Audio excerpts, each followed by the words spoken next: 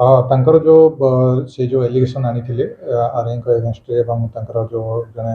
Post ରାଇଟରଙ୍କ ଏଗେନଷ୍ଟରେ ସେ ବିଷୟରେ SP enquiry କରିକି ଅଲରେଡ଼ି ସେ ସବମିଟ୍ କରିଛନ୍ତି ଆଉ ତାକୁ ଆଧାର କରିକି ଆର୍ଆଇଙ୍କୁ ହେଡ଼କ୍ୱାର୍ଟର ତାଙ୍କର ସେ ବଦଳି କରିଛନ୍ତି କଳାହାଣ୍ଡି 9th IRBNକୁ ବଦଳି ହେଇଛି ଏବଂ ଫର୍ଦର ତାଙ୍କର ଯେଉଁ ଆକ୍ସନ୍ଟା ସେଇଟା ଉପରେ ଫଲୋ ଅପ୍ ହେବ। ବର୍ତ୍ତମାନ ଯେତିକି ପ୍ରାଇମେରୀ ଆମର ଇନକ୍ୱାରି ହେଇଛି ସେଥିରେ ଜଣାପଡ଼ିଛି ଯେ ତାଙ୍କର ଯେଉଁ ଛୁଟି ଦିଆନିଆକୁ ନେଇକରି ଆର୍ଆଇଙ୍କର ଯେଉଁ ହାଇ ହ୍ୟାଣ୍ଡେଡନେସ୍ ଥିଲା ତାକୁ ଆଧାର କରିକରି ସେଇଟା ରେକମେଣ୍ଡ କରାଥିଲା ତାଙ୍କର ଟ୍ରାନ୍ସଫର୍ ପାଇଁ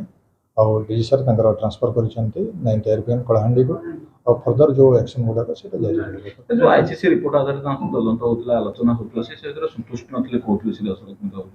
ନା ଦେଖନ୍ତୁ ସେଥିପାଇଁ ତାଙ୍କ ସହିତ ମୁଁ ଆଲୋଚନା କରିଛି ତାଙ୍କର ଯେଉଁ ଫର୍ଦର ଯାହା ଗ୍ରିଭେନ୍ସ ଅଛି ସେଇଟା ବି ସେ ଜଣାଇଛନ୍ତି ତାକୁ ବି ଡେଫିନେଟଲି ଆମେ ବିଚାର କରିବୁ। ସଂଘ ମଝିରେ ଯେଉଁ ଅଭିଯୋଗ କରୁଥିଲା ଯେ କେବଳ ସୁମିତ୍ରା ନୁହନ୍ତି ଅନ୍ୟମାନେ ମଧ୍ୟ ଏଇ ଯେଉଁ ନିର୍ଯାତନ ଶିକାର ମଧ୍ୟ ହେଇଛନ୍ତି ସେ ଦିଗରେ କିଛି ତଦନ୍ତ ହେଇଥିଲା କି? ଦେଖନ୍ତୁ ଯେଉଁ ତାଙ୍କର ପାର୍ଟିକୁଲାରଲି ଯେଉଁ ଆଡମିନିଷ୍ଟ୍ରେଟିଭ ଡିଫିକଲ୍ଟିଜ୍ ଗୁଡ଼ାକ ସେମାନେ କହିଥିଲେ ଆଉ ତାକୁ ଆଧାର କରିକି ଏସ୍ପିଙ୍କୁ ବି ଆଇଜିଙ୍କ ତରଫରୁ ନିର୍ଦ୍ଦେଶ ଦିଆହେଇଛି ଯେ ଫର୍ଦର ଯେମିତି କୌଣସି ଟାଇପ୍ର ଅନିୟମିତତା ନ ହୁଏ କିମ୍ବା ଯେଉଁ ପୂର୍ବରୁ ଯେଉଁ ହେଇଛି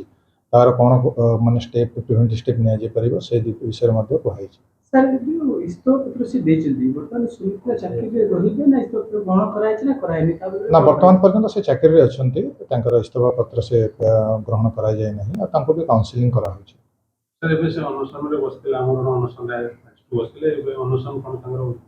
ନାଇଁ ତାଙ୍କୁ ସେ ଆସିଥିଲେ ତାଙ୍କ ସହିତ ମୁଁ କାଉନସିଲିଂ କରିଛି ବହୁତ ବିଚାର ବିମର୍ଶ ବି ହେଇଛି ସେ ବି ତାଙ୍କର ଗ୍ରିଭେନ୍ସ ଜଣାଇଛନ୍ତି ତ ତାଙ୍କୁ ରିକ୍ୱେଷ୍ଟ କରାହେଇଛି ଯେ ତାଙ୍କର ଯେଉଁ ଗ୍ରିଭେନ୍ସ ମାନେ ଅଛି ଯେଉଁଟା ଜେନ୍ୟୁଇନ୍ ଗ୍ରିଭେନ୍ସ ଅଛି ଡେଫିନେଟଲି ତାର ଆମେ ରିଡ୍ରେସାଲ କରିବୁ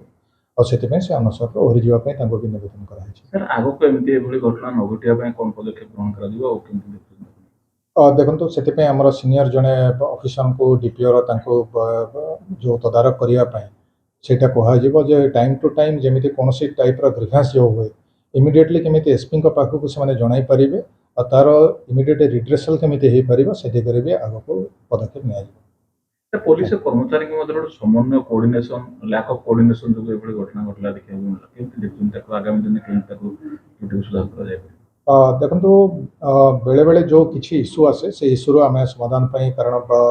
ପୋଲିସ ଷ୍ଟେସନ୍ସ ରହିଛି ଡିଫରେଣ୍ଟ ୟୁନିଟ୍ସ ରହିଛି ଆର୍ଓ ରହିଛି